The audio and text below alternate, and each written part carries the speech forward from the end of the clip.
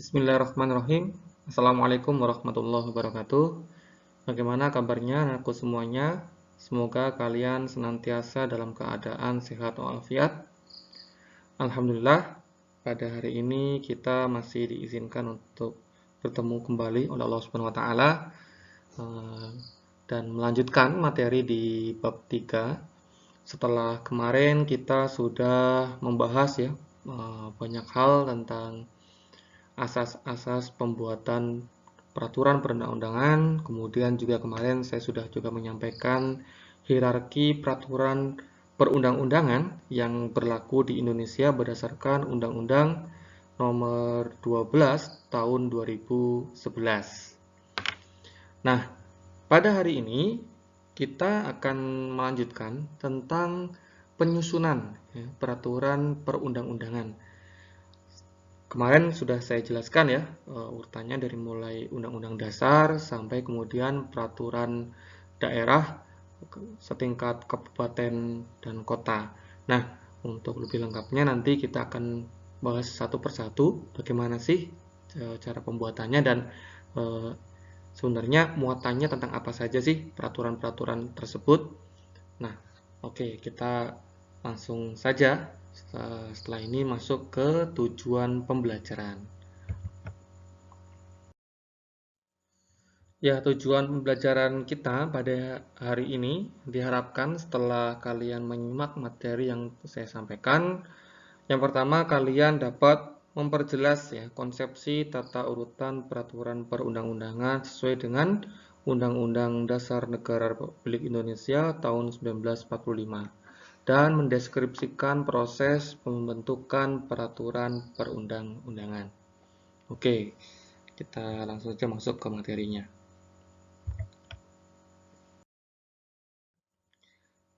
Nah, kemarin saya sudah menyampaikan ya tentang tata urutan peraturan perundang-undangan ya atau hierarki peraturan perundang-undangan di Indonesia menurut Undang-Undang Nomor 12 Tahun 2011 pada pasal 7 sebagaimana pada gambar yang berwarna hijau cerah yaitu dimulai dari Undang-Undang Dasar NRI tahun 1945, kemudian yang kedua adalah ketetapan MPR, yang ketiga adalah undang-undang atau peraturan pemerintah pengganti undang-undang, yang keempat adalah peraturan pemerintah, 5 peraturan presiden, 6 peraturan daerah provinsi, dan 7 peraturan daerah kabupaten atau kota.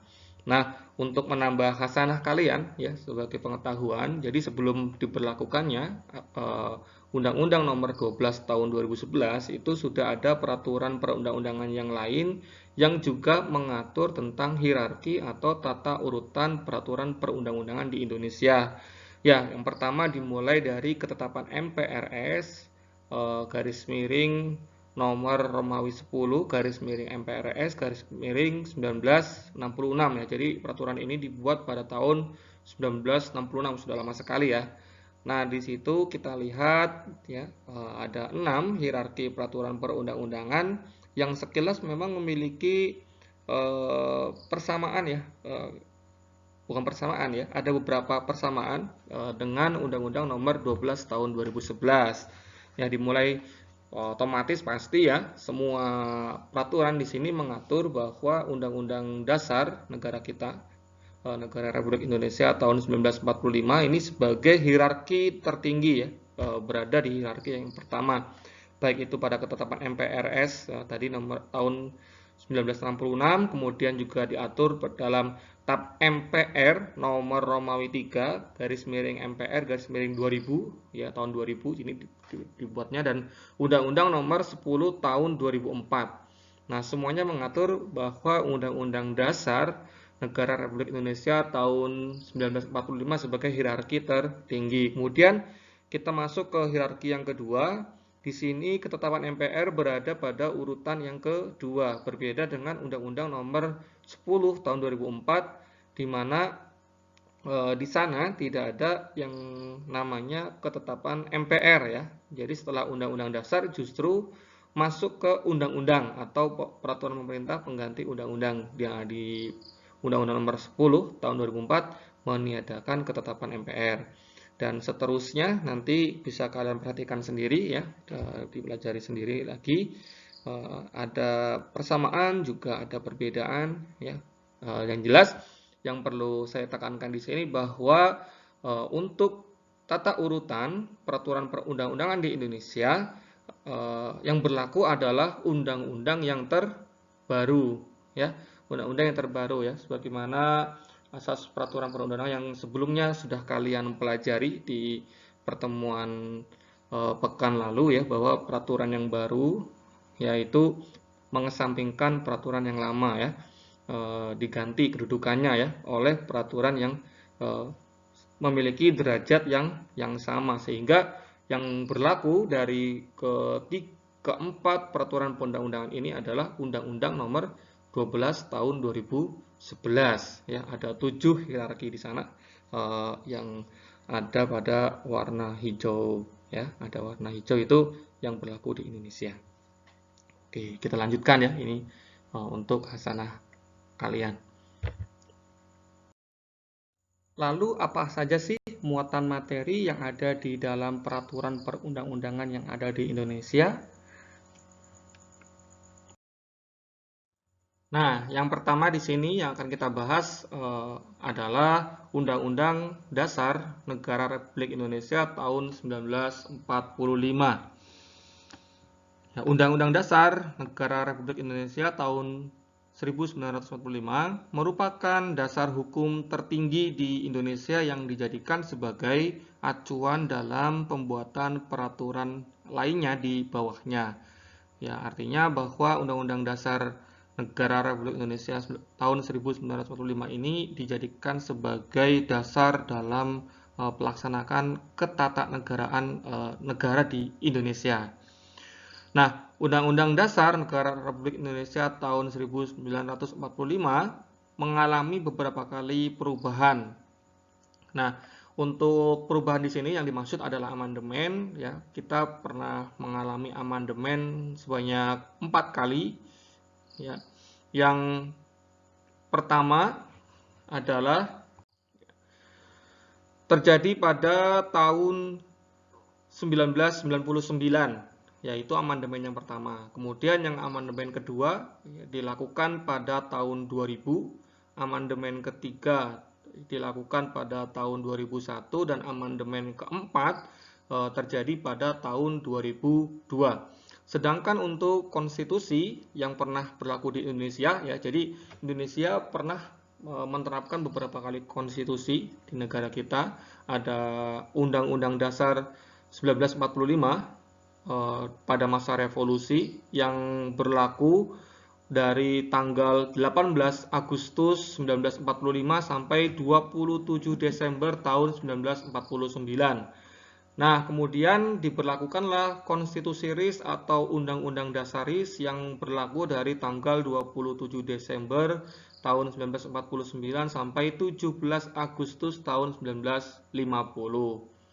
Nah, kemudian berganti lagi ya dengan Undang-Undang Dasar Sementara ya, Undang-Undang Dasar Sementara yang berlaku dari tanggal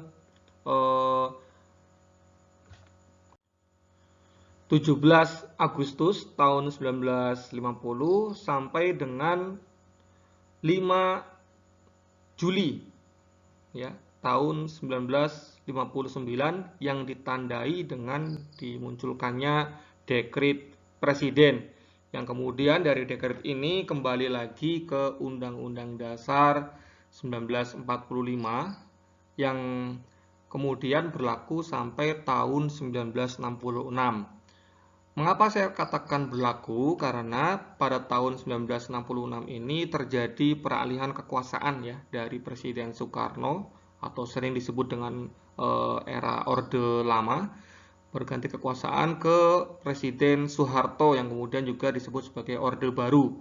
Nah, di sini juga ada ya Undang-Undang Dasar 1945 yang kemudian berlaku dari tanggal 12 Maret tahun 1966 sampai dengan 19 Oktober tahun 1999 yang kemudian nanti akan terjadi amandemen ya. Yang amandemen itu berlaku sampai dengan hari ini.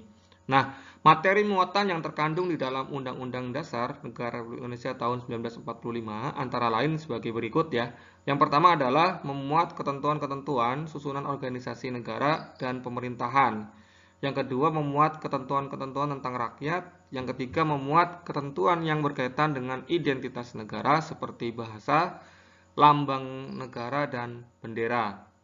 Kemudian yang keempat, memuat jaminan terhadap hak-hak asasi manusia dan hak serta kewajiban sebagai warga negara. Yang kelima, memuat susunan ketatanegaraan suatu negara yang bersifat fundamental. Dan yang keenam, memuat pembagian dan pembatasan kekuasaan atau tugas ketatanegaraan yang bersifat fundamental. Kemudian yang kedua adalah ketetapan MPR, di mana ketetapan MPR adalah sebuah produk legislatif yang merupakan keputusan musyawarah, baik yang berlaku di dalam majelis maupun yang berlaku di luar majelis. Istilah TAP MPR atau ketetapan MPR tidak termuat di dalam Undang-Undang Dasar Negara Republik Indonesia tahun 1945. Istilah tersebut diambil dari MPRS pada sidang pertama tahun 1960. Ya, sebagai sumber hukum, isi dari ketetapan MPR antara lain sebagai berikut. Yang pertama adalah memuat garis-garis besar dalam bidang legislatif dilaksanakan dengan undang-undang. Kemudian yang kedua, memuat garis-garis besar haluan negara atau GBHN dalam bidang eksekutif dilaksanakan dengan keputusan presiden. Adapun tiga hal yang harus diatur dalam ketetapan MPR adalah yang pertama tentang memperinci secara lebih lanjut aturan yang tercantum di dalam batang tubuh Undang-Undang Dasar Negara Republik Indonesia tahun 1945. Yang kedua, menjadi tempat perwujudan norma hukum yang berasal dari hukum dasar tidak tertulis dalam aturan dasar tertulis. Dan yang ketiga, menjadi pelengkap aturan dasar yang tercantum di dalam batang tubuh Undang-Undang Dasar Negara Republik Indonesia tahun 1945 dan ketetapan MPR yang sudah ada. Ketiga adalah undang-undang atau peraturan pemerintah mengganti undang-undang. Undang-undang merupakan penjabaran langsung dari Undang-Undang Dasar Negara Republik Indonesia tahun 1945 oleh DPR dengan persetujuan Presiden. Materi muatan yang harus diatur di dalam undang-undang berisi yang pertama, pengaturan lebih lanjut mengenai ketentuan Undang-Undang Dasar Negara Republik Indonesia tahun 1945. Yang kedua, perintah suatu undang-undang untuk diatur dengan undang-undang. Yang ketiga, pengesahan perjanjian internasional tertentu. Yang keempat, tindak lanjut atas putusan Mahkamah Konstitusi dan atau yang kelima, pemenuhan kebutuhan hukum dalam masyarakat. Adapun peraturan pemerintah pengganti undang-undang atau Perpu adalah peraturan perundang-undangan yang dikeluarkan oleh Presiden karena keadaan genting dan memaksa. Perpu diatur di dalam Undang-Undang Dasar Negara Republik Indonesia tahun 1945 Pasal 22 ayat 1, ayat 2, dan ayat 3. Ketentuan muatan dalam Perpu adalah sebagai berikut. Yang pertama adalah Presiden berhak mengeluarkan Perpu dalam hal ikhwal kegentingan yang memaksa. Yang kedua, Perpu harus mendapat persetujuan DPR dalam masa persidangan berikutnya. Dan yang ketiga, jika Perpu tidak mendapat persetujuan DPR, maka Perpu harus dicabut. Namun, jika Perpu mendapat persetujuan, maka Perpu tetap dijadikan undang-undang. Kemudian yang keempat adalah peraturan pemerintah, di mana peraturan pemerintah ini merupakan peraturan perundang-undangan yang dibuat dan ditetapkan oleh Presiden untuk menjalankan undang-undang sebagaimana mestinya. Cakupannya, peraturan pemerintah tidak boleh menyimpang dari ketentuan yang tercakup di dalam undang-undang. Contoh peraturan pemerintah adalah PP nomor 17 tahun 2010 tentang pengelolaan dan penyelenggaraan pendidikan. Kemudian yang kelima adalah peraturan presiden. merupakan peraturan perundang-undangan yang ditetapkan oleh Presiden untuk menjalankan perintah peraturan perundang-undangan yang lebih tinggi atau untuk menyelenggarakan kekuasaan pemerintahan. Adapun peraturan Presiden berisi materi yang diperintahkan oleh undang-undang, materi untuk melaksanakan peraturan pemerintah, atau materi untuk melaksanakan penyelenggaraan kekuasaan pemerintahan. Contohnya adalah peraturan Presiden RI nomor 20 tahun 2015 tentang Badan Pertahanan Nasional. Yang keenam adalah peraturan daerah provinsi, di mana peraturan daerah provinsi adalah peraturan perundang-undangan yang dibentuk oleh DPRD provinsi dengan persetujuan bersama gubernur. Adapun materi muatan peraturan daerah provinsi dan peraturan daerah kabupaten kota adalah materi muatan dalam rangka penyelenggaraan otonomi daerah dan tugas pembantuan serta menampung kondisi khusus daerah dan atau penjabaran lebih lanjut peraturan perundang-undangan yang lebih tinggi. Contoh misalkan Perda Provinsi, di sini adalah Perda Provinsi atau Peraturan Daerah Provinsi nomor 1 tahun 2007 tentang penyelenggaraan administrasi kependudukan di Provinsi Jawa Tengah. Dan yang terakhir adalah Peraturan Daerah Kabupaten Kota, yang merupakan peraturan perundangan yang dibentuk oleh DPRD setingkat kabupaten kota dengan persetujuan bersama dengan bupati atau wali kota ya. Untuk materi muatannya sudah tadi saya jelaskan di dalam peraturan daerah provinsi ya. Nah, untuk materi selanjutnya, di sini yang pembahasan tentang proses pembentukan peraturan perundang-undangan ya. Bagaimana sih pembentukan peraturan perundang-undangan itu? Nah, yang pertama di sini yang kita bahas adalah Undang-Undang Dasar Negara Republik Indonesia tahun 1945 ya. Konstitusi Negara Republik Indonesia ini dibentuk oleh dalam sidang BPUPKI yang dimana rancangan undang-undang ini dibahas ya di sana pada tanggal 18 Agustus. Kemudian oleh PPKI, rancangan undang-undang tersebut ditetapkan sebagai Undang-Undang Dasar Negara Republik Indonesia tahun 1945 berdasarkan pasal 3 ayat 1 Undang-Undang Dasar NRI tahun 1945 ini dapat dilakukan perubahan pada Undang-Undang Dasar ya dengan tata cara yang tercantum di dalam pasal 37 ya sebagai berikut. Yang ada 5 pasal ya. Yang pertama adalah usul perubahan pasal Undang-Undang Dasar dapat diagendakan dalam sidang MPR jika diajukan oleh sekurang-kurangnya sepertiga dari jumlah anggota MPR. MPR itu apa sih? Nah, MPR itu adalah gabungan ya antara anggota DPR RI dengan anggota DPD RI. Kemudian yang kedua adalah setiap usulan perubahan pasal-pasal Undang-Undang Dasar diajukan secara tertulis dan ditunjukkan dengan jelas bagian yang diusulkan untuk diubah beserta alasannya. Yang ketiga, untuk mengubah pasal-pasal Undang-Undang Dasar, sidang MPR dihadiri oleh sekurang-kurangnya 2/3 dari jumlah anggota MPR. Ya, jadi tadi usulan perubahan itu minimal sepertiga. Nah, untuk mengubah ini pasal-pasal ini, sidang MPR itu harus minimal itu dihadiri oleh 2/3 ya dari jumlah anggota MPR.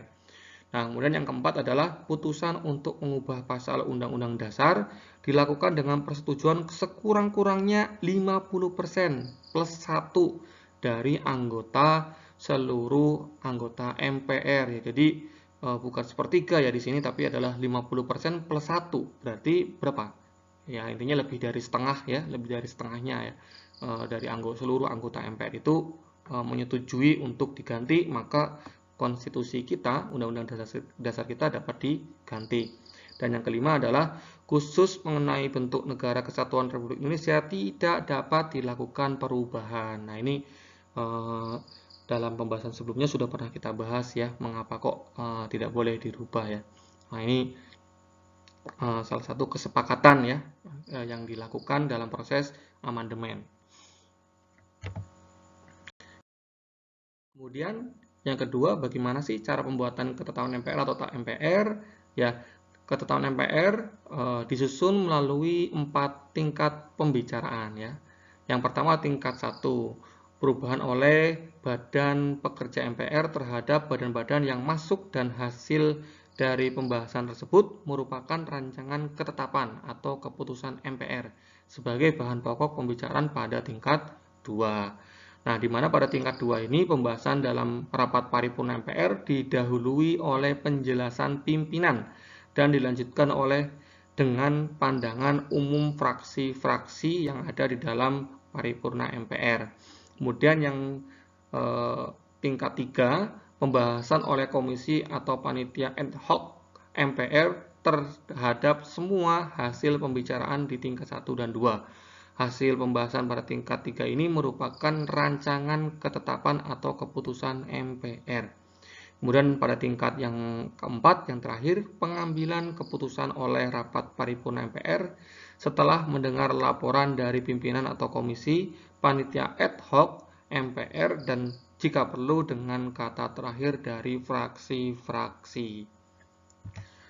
Selanjutnya, ya di sini ada undang-undang atau peraturan pemerintah pengganti undang-undang ya. Bagaimana pembuatannya? Kita lihat ya. Adapun rancangan undang-undang dapat diajukan oleh DPR, Presiden, dan DPD dengan menyertakan naskah akademis kecuali rancangan mengenai anggaran pendapatan dan belanja negara.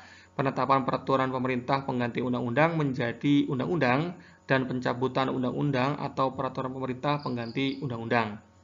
Rancangan undang-undang dari DPR diajukan oleh anggota DPR, komisi, gabungan komisi, atau alat kelengkapan DPR yang khusus menangani bidang legislasi atau DPD. Selanjutnya, rancangan undang-undang yang diajukan oleh Presiden disiapkan oleh menteri atau pimpinan lembaga pemerintah non-kementerian sesuai dengan lingkup tugas dan tanggung jawabnya.